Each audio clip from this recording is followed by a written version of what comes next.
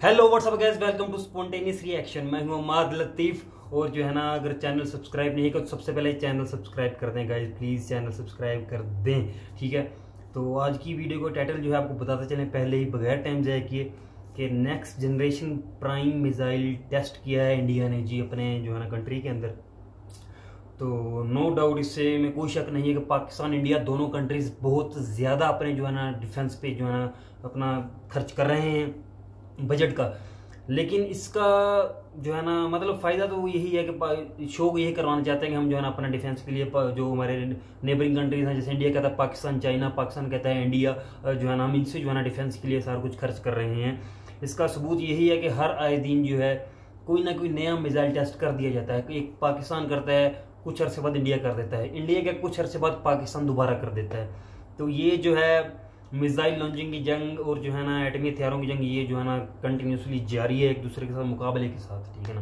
हालांकि इसको ख़त्म होना चाहिए मेरे ख्याल में, तो फ़ायदा इसका नहीं है, इस पर बाद में डिस्कशन करते हैं। लेकिन पहले वीडियो देख लेते हैं, क्योंकि मुझे लगता है कि आला किस्म का जो है ना मिसाइल अब लॉन्च कर दिया गया है, क्योंकि इसका बहुत जो है ना शोर शराबा चल रहा है इस वक्त, जो है प्राइम अग्नि मिसाइल जो है।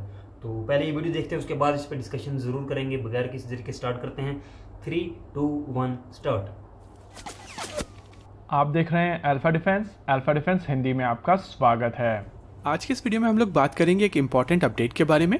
Defence Research and Development Organisation यानी कि DRDO की तरफ से आज सुबह 10:55 पर APJ अब्दुल कलाम आइलैंड से एक next generation surface to surface nuclear capable ballistic missile का परीक्षण किया गया है। यह परीक्षण पूरी तरीके से सफल रहा है और प्रेस रिलीज के हिसाब से इस मिसाइल की ट्रेजेक्ट्री बिल्कुल टेस्ट बुक ट्रेजेक्ट्री रही है। और इस टेस्ट के दौरान इस मिसाइल सिस्टम ने अपने सारे ऑब्जेक्टिव काफी ज्यादा हाई लेवल ऑफ एक्यूरेसी के साथ में कंप्लीट किए हैं।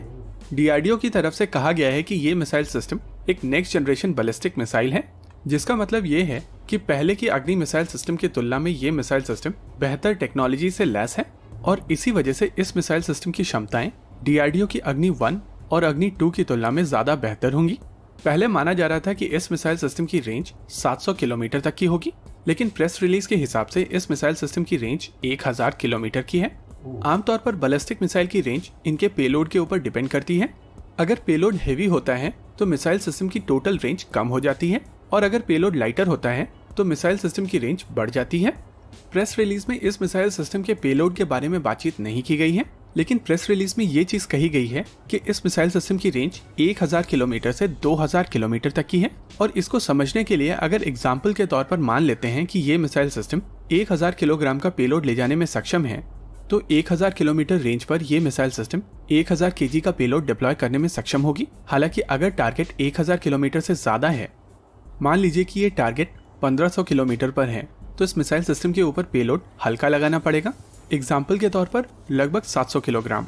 वहीं पर अगर टारगेट 2000 किलोमीटर पर है तो इसकी पेलोड कैपेसिटी घटकर 500 किलोग्राम की हो जाएगी। और इसी वजह से आमतौर पर जब बैलिस्टिक मिसाइल सिस्टम की रेंज और पेलोड कैपेसिटी की बात की जाती है तो इनके एग्जैक्ट नंबर ना देकर एक रेंज दी जाती है, जैसा कि आज की प्रेस रिलीज में किया गया है। इस मिसाइल सिस्टम की रेंज 1000 किलोमीटर से 2000 किलोमीटर की बताई गई है। इसके अलावा बैलिस्टिक मिसाइल सिस्टम की ट्रेजेक्ट्री भी ये चीज डिसाइड करती है कि इन मिसाइल सिस्टम्स की रेंज कितनी होगी। अगर मिसाइल सिस्टम की ट्रेजेक्ट्री लॉफ्टेड ट्रेजेक्ट्री है, जैसा कि अभी आप अपनी स्क्रीन के ऊपर रेड कर्व की मदद से देख सकते हैं, तो इस मिसाइल सिस्टम की रेंज कम होगी। वहीं पर अगर ट्रेजेक्ट्री फ्लैट ट्रेजेक्ट्री है, जैसा कि अभी आप अपनी स्क्रीन के ऊपर ग्रीन कलर के कर्व में देख सकते हैं, तो इस मिसाइल सिस्टम की रेंज ज्यादा होगी। कुछ लोगों का क्वेश्चन हो सकता है कि इस मिसाइल सिस्टम को नेक्स्ट जनरेशन मिसाइल सिस्टम क्यों कहा जा रहा है। देखिए, शुरुआती अग्नि सीरीज की तुलना में ये मिसाइल सिस्टम काफी ज्यादा बेहतर मिसाइल सिस्टम है। अगर इम्प्रूवमेंट्स की बात की जाए तो इस मिसाइल सिस्टम में बहुत सारे इम्प्रूवमेंट ऐड किए गए हैं, और सबसे ज्यादा इम्प्रूवमेंट इस मिसाइल सिस्टम के गाइडेंस और प्रपल्शन सिस्टम में है। इसमें एक ऑल कॉम्पोजिट मोटर का प्रयोग किया जाता है। इसका जो री एंट्री व्हीकल है उसकी सेपरेशन टेक्नोलॉजी काफी ज्यादा बेहतर हो चुकी है। इसके अलावा ये जो री एंट्री व्हीकल है ये भी खुद में काफी ज्यादा इम्प्रूव हो चुका है। ये मिसाइल सिस्टम कंपैरेटिवली लाइटर है, साथ ही इसको कैनिस्टर से लॉन्च किया जाता है। इस वजह से इसे काफी लंबे समय तक रेडी टू फायर मोड में रखा जा सकता है, जिसके वजह से ओवरऑल रिएक्शन टाइम काफी ज्यादा कम हो जाता है। इन शॉर्ट, इस सरफेस टू सरफेस मिसाइल को एक quick reaction surface to surface missile कहा जा सकता है। और इसी वजह से इस तरीके की मिसाइल सिस्टम से जब अटैक किया जाएगा, तब इस तरीके के अटैक के साथ में काफी बड़ा सरप्राइज एलिमेंट आता है। और एक ऐसी कंट्री जिसके पास में सेकेंड स्ट्राइक कैपेबिलिटी ना हो, उसके लिए काफ़ी बड़ा डिटरेंस साबित हो सकती है। ओवरऑल ये मिसाइल टेस्ट इंडिया के लिए काफ़ी बड़ा अचीवमेंट है। पास में जब अग्नि सीरीज की मिसाइल्स भारत बना रहा था, उस समय भारत के पास में कॉम्पोजिट टेक्नोलॉजी इस लेवल की नहीं थी, लेकिन आज भारत ने इस टेक्नोलॉजी के ऊपर महारत हासिल कर ली है और ये अग्नि प्राइम मिसाइल सिस्टम इसी चीज़ का जीता जागता एग्जाम्पल है। इसी के साथ आज के इस वीडियो में रखते हैं केवल इतना ही। ओके गाइस, वीडियो हो गई है एंड यहाँ पे तो बाबा जी एडवांस टेक्नोलॉजी का ये जो है ना अग्नि मिसाइल बनाया उन्होंने, प्राइम टेक्नोलॉजी का।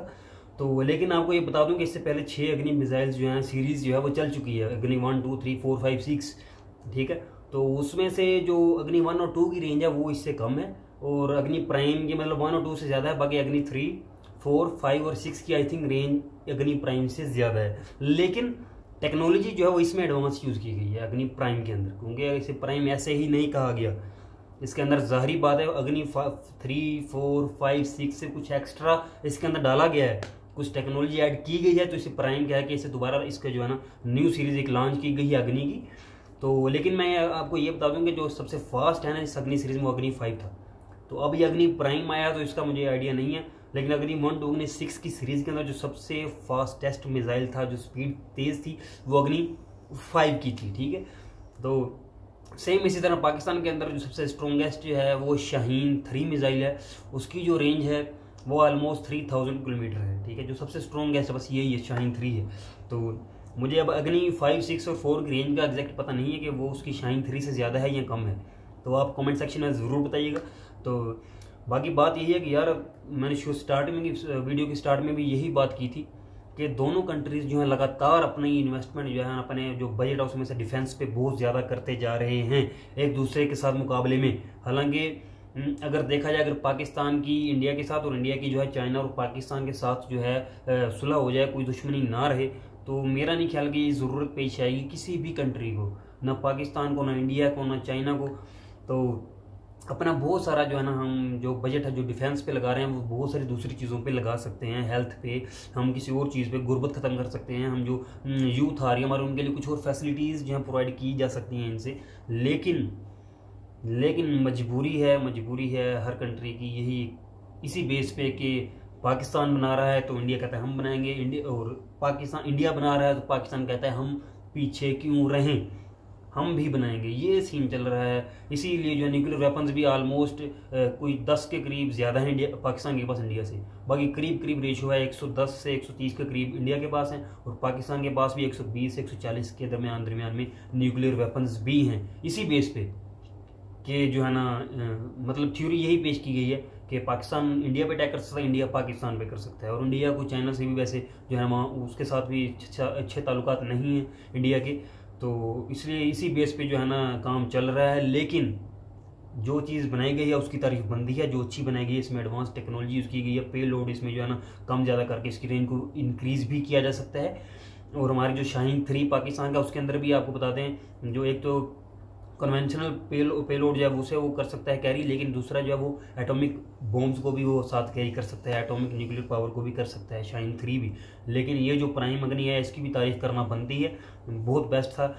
तो मज़ा आया ये वीडियो देख के। अगर आप ऐसी अच्छी वीडियोज़ जो हैं और देखना चाहते हैं तो हमें सजेस्ट ज़रूर करें और हमारे चैनल सब्सक्राइब ज़रूर कर दें। तो इसी के साथ मुझे दें इजाज़त, अपना रखें बहुत ख्याल, टेक केयर, अल्लाह हाफिज़।